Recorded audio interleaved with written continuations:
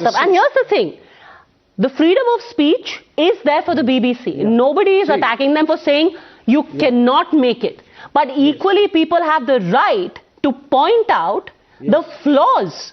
And there are glaring ones.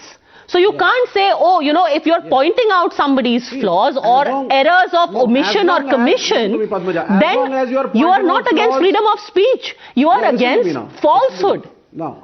Vivek Srivastava. Absolutely. See, now listen to me now, please. Now, see, if you want to discuss the documentary, it's fine. You want to criticize the documentary, it is fine. You want to point out flaws in it, it is fine. But when you start doing court cases, FIRs, harassment, that is wrong. That is curtailing the freedom of expression. I should not do it for any of the shows of Times now also. Nobody has the right to do it. Let Padmaja speak whatever she wants to speak. Funny you say that, sir, considering the number of cases that are filed against us by so many state governments. Please let me complete. Please let me complete. So in your this documentary is not an attack on India. It is not an attack on the Indian culture, Indian people. The nation is bigger than Modi. This documentary is an attack. It is showing only a particular chief minister, a particular party, a particular thought, the RSS as Islamophobic. And India is much bigger than them. Much bigger. Rishi Bagri, respond. The RSS.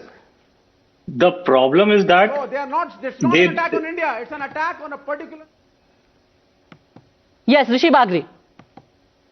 No, the problem is that India is doing exceedingly well. Mr. PM Modi is now the president of G20.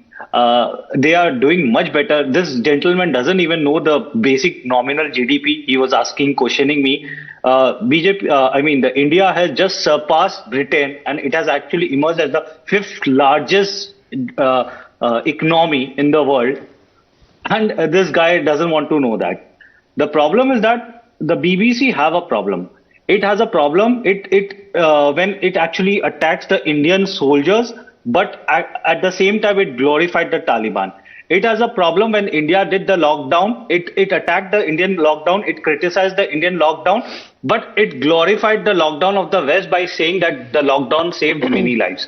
So they always have a dual parameters for the India. We have seen multiple times, and this is not an exception. What is happening now? Okay, I'm just going to leave it by saying this. One is the freedom to make whatever you want to. And yes, everyone has it. It's journalism. Then is the right of the people who feature in that piece of work to point out if they have any problems. And third is the effort to try and use that film, that documentary, as political weapon.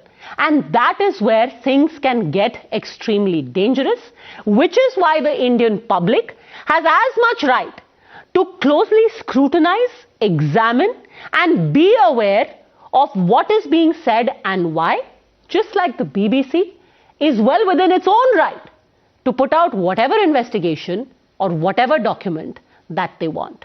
That is the beauty of a real democracy. Thanks very much.